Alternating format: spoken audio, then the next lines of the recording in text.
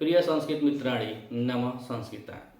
सानिध्य साहित्य यूट्यूब के ऑनलाइन इस प्लेटफॉर्म पे आप सभी भाई बहनों का हार्दिक स्वागत अभिनंदन करते हुए हम वाचन इस समय कर रहे हैं महाकवि कालिदास द्वारा विरचित खंड काव्य मेघदूत। मेघदूत खंड काव्य विधा के अंतर्गत भी आता है और गीत काव्य के अंतर्गत भी आता है, क्योंकि महाकवि कालिदास जी का एक रचना है ऋतु संहार, जो गीत काव्य जिसकी विधा गीत काव्य है, लेकिन ये खंड काव्य है तो खंड काव्य गीत काव्य के भी अंतर्गत आते हैं और इसकी विधा खंड काव्य है।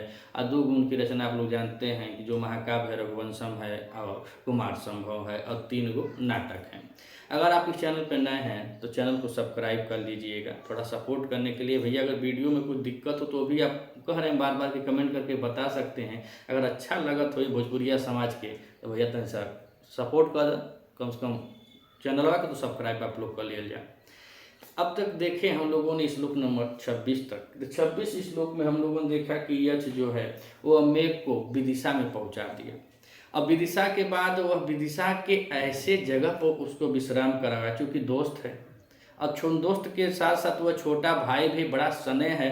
तो जो बड़ा भाई होता है वह सदैव यह सोचता ही है कि अपने भाई छोटे भाई को कोई दुख न हो, कष्ट न हो, वो हमेशा आनंद के जीवन से ओतप्रोत उसका जीवन हो। यही सोच रखकर यक्ष उसको नीचे गिरि पर्वत पर विश्राम करने के लिए कहता है। इसको हम लोगों ने पिछले श्लोक में देखा। नीचे गिरि पर्वत को बताया कि जब तुम वहां जाओगे तो पर्वत ही रोमांचित हो जाएगा, जब तुमको पाएगा तो पर्वत ही रोमांचित हो जाएगा, अर्थात तुम्हारे संपर्क में आने से वो पुलकित हो उठेगा। और वहाँ पे जो नगर के लोग हैं, विदिशा के जो लोग हैं, नगरवासी हैं, वहाँ के पर्ण स्त्रियों के सुगंध, रति क्रीड़ा में जो सुगंध उत्पन्न होता है, जो फैलता है उनकी घाटियों में, उसके शिला गुफाओं में, उस सुगंध से पूरा समझ जाओ कि वह पर्वत ही महक उठेगा। ऐसे जगह पे गुरु तुम विश्राम कर लेना। अब श्लोक नंबर 27 में फिर यक्ष बड़े अच्छे ढंग से बता रहा है कि अब विश्राम तो कब भइला, अब विश्राम कब भइला तो बाबू उठ अब तनी अवरी आगे चल, कहें कि भौजी के यहाँ जाए क्या। तो अपने भाभी के यहाँ भेजने के लिए बताया कि भौजी के यहाँ जाए क्या, तो थोड़ा सा आगे चलो। अब इस श्लोक में यक्ष मेघ से कहता है कि जो नीचे नामक पर्वत है, उस पर्वत पर विश्राम करने के बाद हाई जो रिश्तवा में छोटकी छोटकी भौजी है मालिनों के बता रहा है कि जो मालिने हैं, जो फूल को चुन रहा है, उनको भी थोड़ा आराम देते हुए तुम आगे बढ़ना। मंदाक्रांता छंद है, गया छंद है और यह काव्य है और काव्य आनंद का विषय होता है। आनंद के साथ ही आप ग्रहण करेंगे तो आनंद ही आनंद है, शिक्षा आनंद का ही विषय है। अब बड़ा सीरियस होकर लेंगे, गंभीर होकर लेंगे तो कुछ हो भी नहीं करेगा। हंसते रहिए, मुस्कुराते रहिए और पढ़ते रहिए। आइए हम लोग वाचन करते हैं महाकवि कालिदास द्वारा विरचित मेघदूत खंड काव्य के पूर्व मेघ के श्लोक नंबर 27 का। मंदाक्रांता छंद है, आप लोग सब विदित ही होंगे कि 4, 6 और 10 पे यत् होती है, या ऐसे जोड़ लें कि 4, 10 और 17 पर यत् होती है और एक पंक्ति में कुल 17 वर्ण होते हैं। तो आइए वाचन करते हैं कि विश्रासंत सवज्र वन नदी तीर जातानि सिंच विश्रांत स वज्र नदी तीर जातानि सिंच उद्दानानां नव जल कड़ै योथिका गंड स्वेदा पनयन रुजा गंड स्वेदा पनयन रुजा क्लांत्रोत उत्प्लाननाम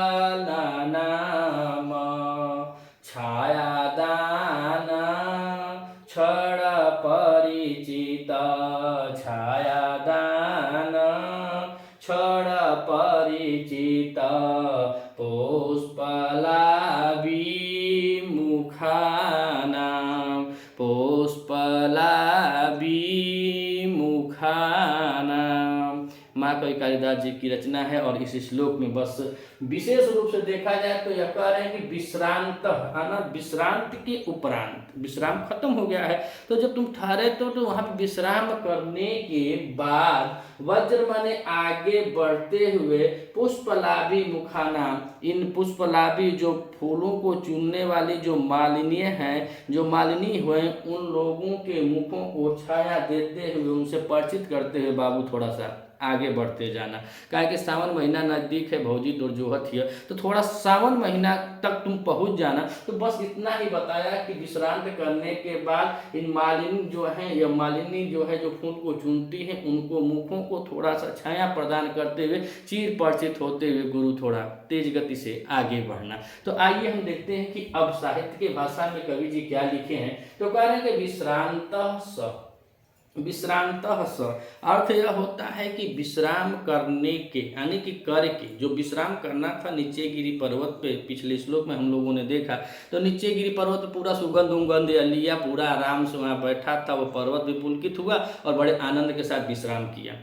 और इससे पहले इस श्लोक में हम लोगों ने देखा कहा था खिन्ना खिन्ना छीड़ा छीड़ा, जब जब तुम खिन्न होना तो पर्वतों के शिखरों पर अपने पैर को रख लेना, और जब जब छिन्न होना तो तुम क्या करना, नदियों के जल को लेते रहना। और इससे अभी 2-3 श्लोक पहले हम लोगों ने पढ़ा कि बेत्रवती जो नायिका रूपी में कवि जी मिलाए थे, मेघ को नायक और नदी को नायिका के रूप में जब मिलाए तो दोनों के प्रेम का जो कामुकता है, पहली बात ये कामुक यक्ष है और अपने कामुक भरे नजरों से, और उससे ज्यादा अब माना जाए तो कालिदास भी कामुक है। अब कुछ इनको अलग कवियों ने बताया था कि एक कविवर बताओ कि कौन रोया था, यक्ष रोया था कि तुम रोए थे। तो यह कवि भी हैं और इनकी रचना भी ऐसी है और कामुक यक्ष भी है। तो बताए कि वह नायिका रूपी जो नदी थी वो अपने हाव भाव और चंचल स्वभाव से इनको भाव में तांग रही थी। जैसे कोई नायिकाएं होती हैं जो अपनी युवतियां होती हैं, अपने प्रेमी के सामने कुछ नखरा तिल्ला तो जरूर दिखाती हैं, लेकिन जो प्रेमी होता है वह भी उसके साथ प्रेम संबंध अगर स्थापित कर सकता है, ऐसा ही वह मेघ उस नदी रूपी नायिका के समकक्ष उसके तीरों पर अपने अधर पानों से जल को ग्रहण करता है। उसी जल को लिए है, अभी लिए है,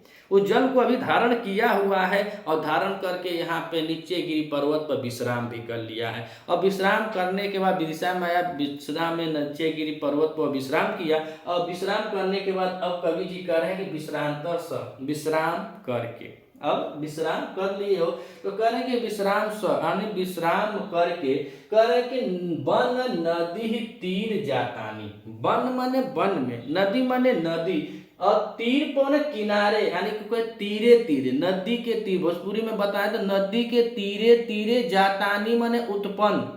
ये संस्कृत भाषा है, सर्वत्र भाषाओं की जननी है, तो हम लोग अपनी भाषाओं में अगर ज्यादा बेटर समझेंगे तो बहुत अच्छा रहेगा। तो कह रहे हैं कि वन नदी तीर जातानी, यानी वन नदी, जो वन में जो जंगल में नदियां हैं, उन नदियों के तीरे तीरे जातानी माने उत्पन्न हुए। अक्सर हम लोग देखते हैं कि एक नदी होती है और नदी से कुछ शाखाएं होती हैं, पतली पतली शाखाएं जो वन में नदियां हैं। और वन में नदियां के पीछे हम बात करें तो बेतरवती की बात आई थी, बेतवा में बेतवा नदी है, बेतरवती नदी है, और उसकी कुछ शाखाएं होंगी जो वनों में इधर उधर बह रही हैं। तो उन नदियों के कह रहा है कि वन नदी तीर, जो वन में नदियां हैं उनके तीर, उनके तट पर जातानी उत्पन्न हुए। क्या उत्पन्न हुए बाबू? तो कह रहा है कि उद्यानाना, उद्यानानाम, अर्थात तो वहाँ पे स्वच्छ और साफ उद्यान है। ये प्रकृति का सौंदर्य के बारे में वर्णन कर रहे हैं कवि कालिदास जी कि वो प्रकृति है और प्रकृति में बता रहे हैं कि ऐसे वन की नदियां हैं और उन वन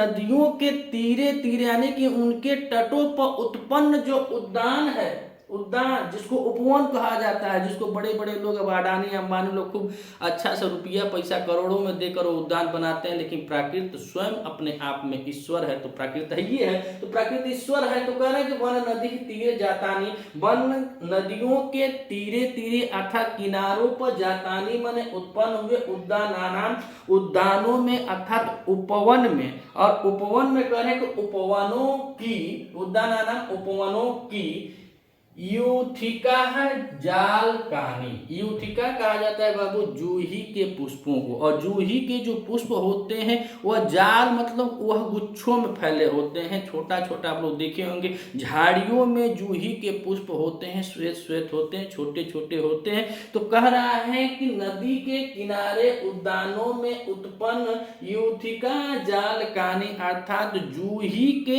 कलियों को, जो भी नाजुक नाजुक है, सुंदर सुंदर जो कलियां हैं, उन कलियों को करा नव जल कड़ई। नव जल कड़ई अर्थात नवीन ग्रहण किए हुए जल से, जो नवीन किए हुए जल हैं, जो बेतरवती का आपने जल लिया है, उस जल के, तो नौ माने नया जल माने जल, आ कड़े माने काहे कर रहा है, यानी कि थोड़ा थोड़ा बूंदा बांदी करते हुए जाना है। काहे वहाँ की कलियां अभी नवीन है, सुकुमार है, और पजा के पूरा धाए धाए 80-85 या 140 की रफ्तार से बारिश करो तो कलियां टूट जाएंगी। बड़े प्रेम से समझा रहा है कि बाबू ऐसे ऐसे करिए। तो ये बता रहा है कि उद्यानाम उत्पन्न उपवनों को या उपवनों के यूथिका जाल कानी जूहियों के कलियों को नव जल कड़ई अर्थात नए जल के बूंदों से, यहाँ कह रहे हैं कि सिंचन, यहाँ पे सिंच दिया और न यहाँ से हम जोड़ लेंगे, न यहाँ आ गया, कह रहे हैं सिंचन अर्थात सिंचाई करते हुए, उनका सिंचाई करना,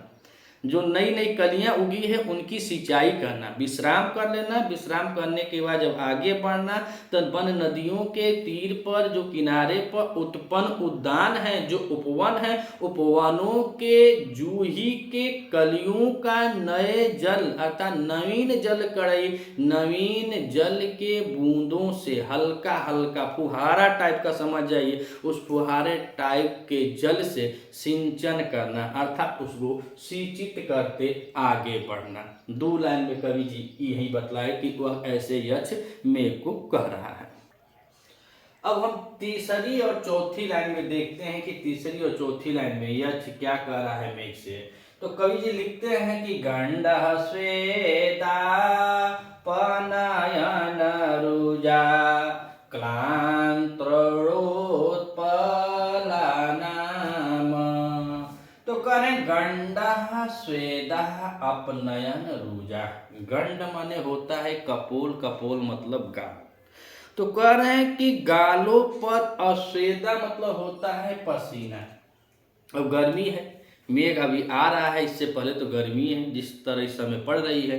तो गर्मी के मौसम है और गर्मी के मौसम में अपने गालों से पसीने को अपनयन रुजा अर्थात पोंछती हुई, बार बार वहाँ पसीना हो रहा है। और बार बार पसीना कहाँ हो रहा है, तो अगर कपड़ों में पसीना होगा तो मुँह में पर आता ही है, गाले पर आता ही है। तो कवि जी लिख रहे हैं कि गंडः स्वेदः अपनयन अर्थात कपोल अर्थात गालों पर पसीने को हटाने से कह रहे हैं कि रुजा, रुजा मतलब उत्पन्न होता है का पीड़ा। तो अपनयन में उत्पन्न रुजा माने पीड़ा। तो कह रहे हैं कि गंडः स्वेदः अपनयन रुजा, गालों पर पसीने को हटाने से उत्पन्न पीड़ा। और कह रहे कि क्लांत करो उत्पलानाम। क्लांत माने होता है मलिन होना, मुरझाया हुआ, मलिन हो गया है। तो मलिन मुरझाए हुए, कड़ों मतलब कान में, कड़ों मतलब कानों में, अब कह रहे हैं तो उत्पलानाम अर्थात कमल जिसके हैं, जिसके कानों में कमल है उसको कह रहे हैं। और कह रहे हैं कि गंडः स्वेदा अर्थात गालों से पसीने को पोंछते हुए बार बार उससे उत्पन्न पीड़ा। और क्लांत गर्मी के कारण ही होगा ना। तो क्लांत माने मुरझाए हुए कानों में कमल के पुष्पों वाली। और कौन है, तो अब यहाँ से वहां तक देखा जाए कि अब किसके बारे में कहा गया है। तो जिसके बारे में कहा गया है वह है पुष्पलाभी। पुष्पलाभी अर्थात उस पुष्पों को चुनने वाली प्राकृत है बाबू, सबके अपन रोजी रोटी देले है। तो वही कह रहे हैं कि पुष्पलाभी उस जंगल में, उस नदी के किनारे उपवनों में उस पुष्पों को चुनने वाली जो मालिनी है, उनकी दशा को यक्ष मेघ से कह रहा है कि वह उनके गालों पे बार बार पसीना हो रहा होगा और पसीने को बार बार पूछती होंगी, अगर पूछेंगी बार बार तो पीड़ा हुई करेगी। और पीड़ा उत्पन्न होती हुई और क्लांत माने अपने कानों में, रुपया पैसा तो है ना, गरीब दुखिया प्राकृतिक सौंदर्य में लोग जीते थे, तो अपने कानों में जो वहाँ की स्त्रियां थी, जो वनिताएं थी, वो अपने सौंदर्य को बढ़ाने के लिए कानों में पुष्पों को धारण करती थी। अभी हम उत्तर मेघ में चलेंगे तो यक्ष बहुत भर भर के सौंदर्य प्रसाधन को बताया है कि कल्प वृक्ष का वर्णन किया है कि ऐसा पेड़ है, वो पेड़वा के नीचे जाएंगे तो आप कहेंगे कि हमको ऐश्वर्या बना दो, बस तड़ाक ऐश्वर्या बना देगा। अगर आप पेड़ के नीचे जाए कहेंगे हमको कटरीना बना दो, कटरीना बना देगा। और जिससे वहां बता रहा है कि वह कल्प वृक्ष है, ईश्वरीय वृक्ष है, जो आप मांगेंगे वह सब कुछ देगा, रुपया पैसा मकान कपड़ा लत्ता सौंदर्य प्रसाधन सब देता है। तो ऐसा ही वर्णन इसमें भी कर रहे हैं कि बेचारी गरीब है, पुष्पलाभी जो है, मालिनी है, तो यह लोग क्या कर रहे हैं कि अपने सौंदर्य को बढ़ाने के लिए अपने कानों में कमल के पुष्पों को लगाती हैं। और कमल के पुष्प को लगाकर यह फूल चुनने तो आती हैं, लेकिन गर्मी के कारण उनका पसीना उत्पन्न हो रहा है और पसीना उत्पन्न होने से वह पीड़ित है। और उस गर्मी से इनका जो कान का जो कमल का पुष्प लगा हुआ है वो भी मुरझा गया है। ऐसी स्त्रियां, किसको कह रहा है? पुष्पलाभी। ऐसी मालिनी को, ऐसी जो मालिन है, जो फूल को चुनती हैं, ऐसी वनिताएं हैं, ऐसी वहां की स्त्रियां हैं, उन स्त्रियों का कह रहा है कि मुखाना माने मुख पर ही धूप लग रही है, सर पे धूप लग रही है, मुख पर धूप रही है, बेचारे नीचे अब झुक करके वह फूल चुनती हैं, फिर मुख चेहरे पर धूप लग रहा है। तो कुछ कह रहा है कि उन मालिनों के मुखों पर क्या करना? छाया दानात क्षण परिचित, छाया को प्रदान करना। आप लोग देखे होंगे कि बहुत कस के अगर खूब धूप निकली है, अगर मेघ आ जाता है तो वह धूप बंद हो जाती है। ऐसा कभी नहीं होता खूब कस के बारिश होता हो, वहाँ पे धूप निकली हो। हाँ, कभी कभार हो जाता है 2-4 मिनट तो हम कह जरा सियारे का बिया होता, और अदर भाषाओं में लोग जितना भी बोलते होंगे, लेकिन ये होता है कि सियारे का बिया होते से घाम हो या बारिश होती है। लेकिन यहाँ पे कह रहा है कि पुष्पलाभी मुखाना, अर्थात जो स्त्रियां हैं, जो वनिताएं हैं, जो मालिन हैं, उनके मुखों पर, जो गर्मी से पीड़ित है, उनके मुखों पर छाया प्रदान करते हुए क्षण भर के लिए परिचित करना है। कहना कि क्षण परिचित अर्थात क्षण भर परिचित होते हुए वज्र। अब यहाँ पे आ जाइए वज्र माने होता है जाना, हाँ, यानी कि आगे बढ़ना। तो ऐसी स्त्रियों के मुखों पर छाया प्रदान करते हुए क्षण भर परिचय करते हुए आगे बढ़ जाना गुरु। और कैसा क्षण भर परिचय है कि वह जब व्याकुल रहेंगी, पसीने से पोंछती रहेंगी, पसीना पोंछने से उनके कानों का जो श्रृंगार रूपी वो पुष्प था वो भी मुरझा जाएगा, पसीना से लथपथ रहेंगी। उस समय जब तुम जाके छाया कर दोगे तो बड़े प्रेम के साथ वो ऊपर मुड़ी उठाकर तुमको देखेगी। बड़ा आनंद है, बादल घेर लिया, थोड़ा सा आराम आ गया, यानी कि बादल मेघ आ गया है। तो जब मेघ आ गया है तो उनको बहुत छाया मिलेगी। और क्षण भर अर्थात क्षण भर मतलब कि ये ना कि तो हम के क्षण भर की, हम लोगों के जैसे क्षण भर नहीं, माना आधा 1 घंटा जो भी समय हो वह क्षण भर का वो बता रहा है कि क्षण भर उनसे परिचित होना, यानी आधा घंटा 1 घंटा जो भी हो, मेघ के लिए क्षण भर होगा। तो क्षण भर के लिए, अब जैसे बताया जाता है देवताओं का एक दिन हमारे 12 वर्ष के बराबर होता है, उसीलिए वो मेघ है तो एक क्षण अर्थात 1 आध घंटा रुक जाएगा। तो कह रहे हैं कि क्षण भर उनसे परिचित होना। और जब क्षण भर परिचित हो गए तो ऊपर करके मुंह ताकेगी, क्या बाप रे बाप, बहुत आराम से हवा बहने लगा, ठंडा मौसम हो गया। फूल चुनते उनको जो गर्मी हो रही थी, जो पीड़ा उत्पन्न हो रही थी, उन गर्मी में उनको राहत मिलेगी। उनसे क्षण भर परिचित होते हुए कर हैं वज्र, आगे बढ़ जाना, उनसे आगे बढ़ना, रुकना मत, आगे बढ़ जाना है। और इसको बहुत है कामातुर यक्ष है और अपने पत्नी के प्रति इतना बेचारा निष्ठावान है कि वह चाहता है कि जैसे तैसे मेरा संदेशा सावन माह नजदीक आते आते पहुंच जाए, कि हम ररुआ जियत रहे ना तो तड़प के मर जाए कि लगत हो वो खत्म होगा। तो यह बात वो बताना चाहता है, इसीलिए वो बार बार कह रहा है कि बहुत जल्दी जैसे तैसे तुम चले जाओ, बस सावन माह के पहले। तो आइए एक बात और देखते हैं कि कवि जी क्या लिखते हैं और यक्ष मेघ से क्या कह रहा है। विश्रासंतास वज्र नदी तीरा जातानि सिंच, कर जातानि सिंच विश्रांत। अब विश्रांत में देखें तो यहाँ पे बी उपसर्ग है और बी उपसर्ग के साथ इसमें श्रम धातु है और श्रम धातु के साथ इसमें कत प्रत्यय किया गया है, तो शब्द बना है विश्रांत। और कह रहे हैं कि वज्र, यानी वज्र माने होता है जाना, लेकिन यहाँ पे वज्र धातु ही है। क्या है? यहाँ पे वज्र धातु है। और वज्र धातु में बात करें तो यह लोट लकार मध्यम पुरुष एक वचन की क्रिया लगी हुई है, एक वचन की क्रिया लगी है, वज्र मतलब आगे बढ़ने के लिए। तो कहने विश्रांत यानी विश्रांत, विश्रांत स अर्थात विश्रांत करके वन नदी तीर जातानी, जातानी माने होता है उत्पन्न, जातानी मतलब उत्पन्न। तो वन माने वन जंगल या वन, और नदी माने नदी या तीर माने किनारा। अच्छा, अपनी भाषा में जान दें नदी के तीरे, तो नदी के तीर पर जातानी माने उत्पन्न जो है, क्या उत्पन्न है? तो कह रहे उद्यानाना अर्थात उपवन। क्या है? उपवन, उपवनों, तो बहुवचनांत हो जाएगा। तो कह रहे हैं कि विश्रांत सह वन नदी तीर जातानी, अर्थात कि विश्राम करके वन नदियों के तीरों पर किनारों पर उत्पन्न उद्यानों में यूथिका जाल कानी, अर्थात जूही के पुष्पों, जो जूही के पुष्प नहीं, जूही के कलियों के बारे में बता रहा है। जो जूही के नवीन कलियां हैं, उन नवीन कलियों को नव जल कड़ई, नए जल के बूंदों से सिंचन अर्थात सिंचित करते जाना, यानी उसको सींचने के लिए कहा है। और सिंचन में अगर देखा जाए तो यहाँ पे सिंच धातु है। कौन सी धातु है? सिंच धातु है। और सिंच धातु के साथ इसमें सत्रि प्रत्यय किया गया है। कौन सा प्रत्यय है? सत्रि प्रत्यय। तो शब्द बना है क्या? सिंच। तो कह रहे कि विश्राम करके वन नदी के किनारे उत्पन्न उपवनों में जूही के नवीन कलियों को नव जल यानी नए जल के बूंदों से यानी फुहारों से सिंचित करते हुए और आगे कर रहे हैं कि गंडः स्वेदा पनयन रुजा क्लांत्रोत्पलानाम।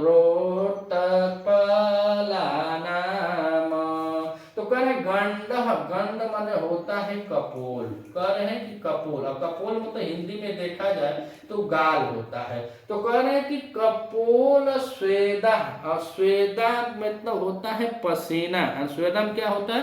पसीना। तो कह रहे हैं कि गालों पे जो पसीना आ रहा है, उन पसीने के बारे में कह रहे हैं। तो कह रहे गंडः स्वेदा अपनयन, गालों पे पसीने को बार बार पोंछते हुए जो पीड़ा, रूजा माने होता है पीड़ा, तो पीड़ा उत्पन्न हो रही है, उस पीड़ा के वाले और करें क्लांत कणों उत्पन्ना, और क्लांत माने होता है मुरझाना, कणों माने कान, और उत्पला जिनके कानों में जो कमल के पुष्प हैं वो मुरझा गए हैं। तो यहाँ पे यहाँ से और यहाँ तक की लाइन में देखें तो ये अन्य पद प्रधान है, तो यहाँ पे पूरी लाइन में बहुव्रीहि समास हो जाएगा। ये कहा किसके लिए गया है? तो कह रहे हैं पुष्पालाभि, अर्थात जो मालिनी है, जो पुष्प को चुनने वाली स्त्रियां हैं, उनके बारे में कह रहा है कि गंडः स्वेदः अपनयन रुजा, अर्थात गालों पे पसीना आने से बार बार क्या करेंगे?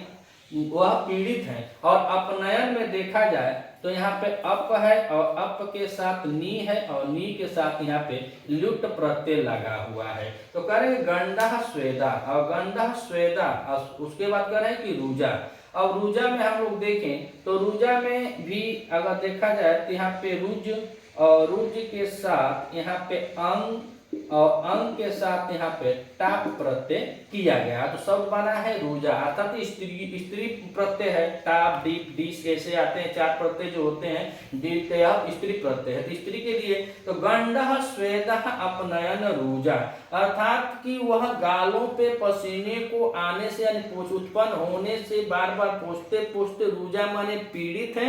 और क्लांत, क्लांत मतलब मुरझाई हुई, और मुरझाई हुई कहे हैं? तो कह रहे कि मुरझाया, कौन मुरझाया है? कानों का कमल, जिनके कानों के कमल जो मुरझा गए हैं, ऐसी मालिनी, पुष्पलाभि माने मालिनी, जो फूल को चुनती हैं, ऐसी मालिनियों के मुखानाम, मुखों को, मुखा नाम मतलब मुख पर जो धूप हो रहा है, मुख पर जो धूप आ रहा है, उन मुख पर छाया दान, छाया दान यानी छाया प्रदान करते हुए, यानी छाया का दान करते हुए, छाया प्रदान करते हुए क्षण परिचित, उस क्षण के लिए परिचय बनाएंगे। वह लोग तुमको देखेंगे, ताकेंगे तो कुछ क्षण के लिए, कुछ देर के लिए परिचित होते हुए करें वज्र, आगे बढ़ जाना। अब परिचित में देखें तो यहाँ परि जो है वह उपसर्ग है और इसमें ची धातु है। कौन सी धातु है? ची धातु है और इसमें कट प्रत्यय लगा हुआ है। तो पस शब्द क्या बना है? परिचित।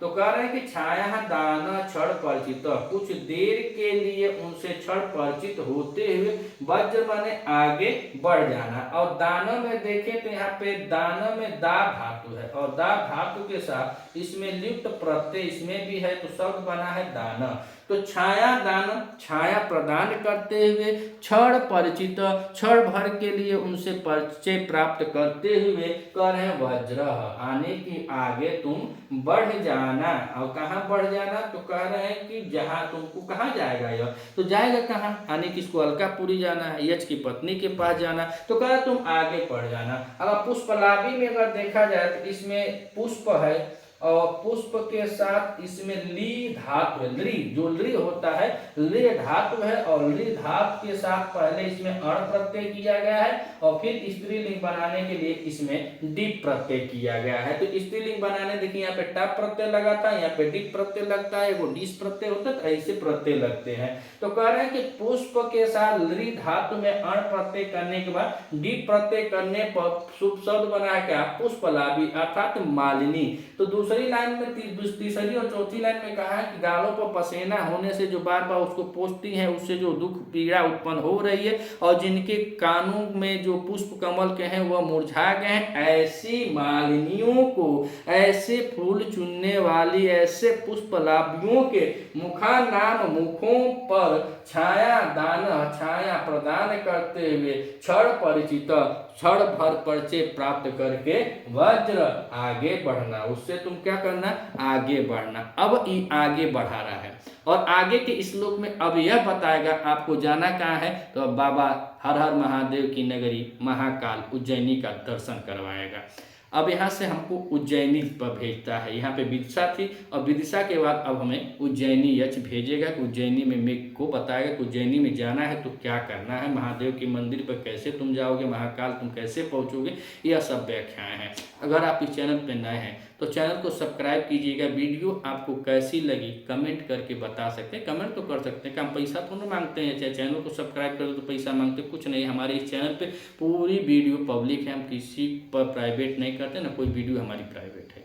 अगर आपको अच्छा लग रहा हो तो अपने मित्रों तक शेयर कीजिएगा और हमारा सपोर्ट अगर करना चाहते हैं तो आप चैनल को सब्सक्राइब जरूर कीजिएगा। मिलते हैं अगली वीडियो में, तब तक के लिए नमः संस्कृता।